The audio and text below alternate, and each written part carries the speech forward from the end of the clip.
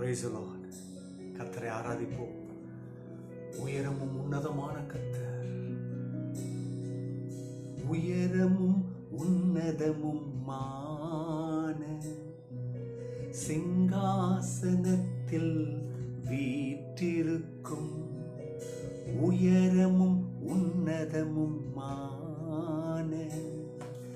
சிங்காசனத்தினில் வீற்றிருக்கும் சேனைகளின் கர்த்தராகிய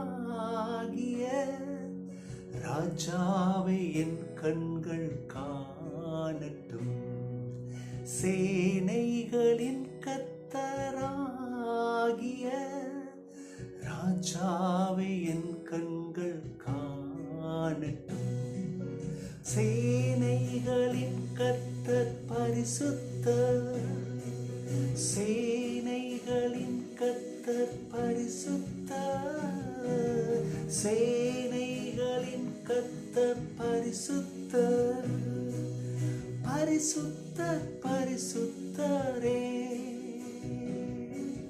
பரிசுத்தர் பரிசுத்தரே. பரிசுத்த தேவனே, வானமும் பூமியும் மகிமையால் நிரம்பி இருக்கிற அந்த பரிசுத்தரை உயர்த்தி ஆராதியுங்கள்.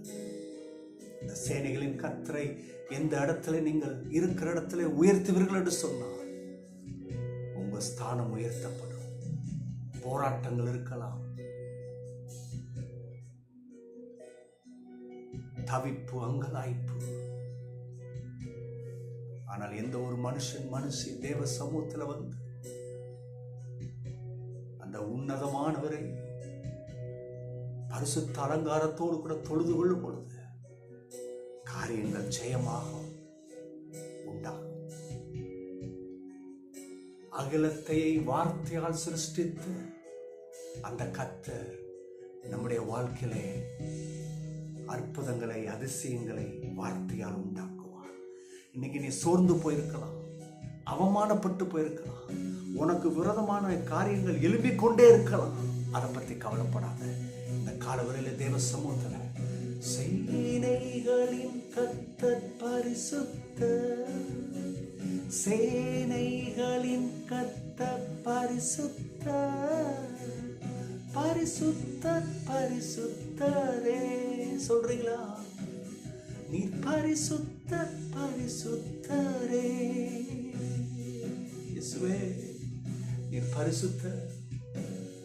ஆராதிக்கிறோம். இந்த காலவெளியில் உமது பிள்ளைகள் ஆராதித்துக் கொண்டிருக்கும் பொழுது விடுதலை உண்டாகட்டும், தைரியம் உண்டாகட்டும், பயங்கள் நீங்கட்டும், உன்னத பலனை அவர்கள் பெறுவதாக இப்பொழுது நீர் அப்படி செய்ய போவதற்கு நன்றி.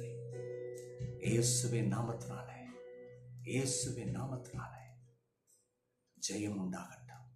ஆமென், ஆமென், ஆமென். ஹல்லேலூயா. இப்பொழுதும் கடவுளுடைய வேத வார்த்தை எடுத்து நாம் தியானிப்போம். சங்கீதம் 9ஆம் அத்தியாயம் 9ஆம் வசனம். எவ்வளவு அற்புதமா அந்த வார்த்தை வருது பாருங்க. சிறுமைப்பட்டவனுக்கு கர்த்தர் அடைக்கலமானவர், நெருக்கப்படுகிற காலங்களில் அவரே தஞ்சமானவர். மக்களே, எவ்வளவுதான் சொந்தம், பந்தம், நெருங்கின நண்பர்கள், எவ்வளோ வருஷ பழக்கம், ஆனா நம்ம சிரமப்பட்டிருக்கிற காலத்துல அடைக்கலம் தருவது அவர்களால் இயலாமல் போய்விடும். அதே போலதான் நீங்க நொறுங்கி இருக்கிற காலங்களுக்கு தஞ்சம் கொடுப்பதும் இந்த பூமியில யாரும் கிடையாது. வாக்கு கொடுத்து வச்சிருக்கலாம், உயிரே கொடுப்பேனா சொல்லியிருக்கலாம், ஆனா இதுவரை யாரும் உயிர் கொடுத்ததில்லை. ஒரே ஒருவரை தவிர, அவர் நாமம் இயேசு. அவர் உங்களுக்காக எனக்காக ஜீவனை கொடுத்தார். அவர்தான் அவருடைய உயிரை கொடுத்தார். உயிரை கொடுத்து நம்ம உயிரை வாழ வைத்தார். கரங்களை தட்டி கர்த்தரை துதிப்போம். ஆமென். நல்ல கவனிங்க, இந்த கர்த்தர் தான் அடைக்கலமானவர். நான் கைவிடப்பட்ட நிலைமையில இருக்கிறேனே, எனக்கு யார் கை கொடுப்பா? வேலை கிடைக்கல, திருமண காரியங்கள் கைக்கூடி வரல, என் பிள்ளைக்கு நல்ல காலம் பிறக்கல, என் குடும்பத்தில் இன்னைக்காவது நன்மை வருமா? என் குடும்பத்தில் சேமம் உண்டாகுமா? இல்லை, எல்லாம் தலைகீழாக நடந்து கொண்டிருக்கிறது. அநேக பிரச்சனைகள் நம் தலைக்கு மேலே ஏறி நடந்து கொண்டிருக்கிறது. எதை கட்டுப்படுத்த வேண்டும் என்று நமக்கு தெரியல, கட்டுப்படுத்தவும் முடியல. சிரமப்பட்டு கிடக்குறீங்களா? இந்த அடைக்கலமான கர்த்தரை நம்புங்க, அடைக்கலம் கொடுப்பார். அதே போல நொறுங்கி போயிருக்கலாம். என்னமோ ஒரு காரியத்தை நினைத்தேன், என் வாழ்க்கை எப்படியும் சரியா வந்துடும், என் குடும்பம் எப்படியும் சேமத்துக்கு வரும்னு. ஆனா இன்னைக்கு நொறுங்கி போயிருக்கு. எதையும் கட்டுப்படுத்த முடியல.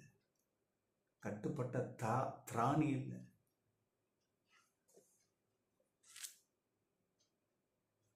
தகுதி இருக்கான்னு கூட தெரியல. ஆனா கர்த்தர் சொல்றாரு, நீ நொறுங்கி போயிருக்கலாம். உன்னோட குடும்பத்தை குறித்து, உன் வேலையை குறித்து, உன்னுடைய தொழிலை குறித்து. ஆனா அவர் தஞ்சமானவர். அவரே தஞ்சமானவர். அவர் தஞ்சம் கொடுப்பார், உனக்கு கைவிட மாட்டார். கர்த்தர் தாமே உங்களை ஆசீர்வதிப்பார். இந்த வார்த்தையின் தைரியத்தோடு கூட போங்க. எந்த சேதம் வராது.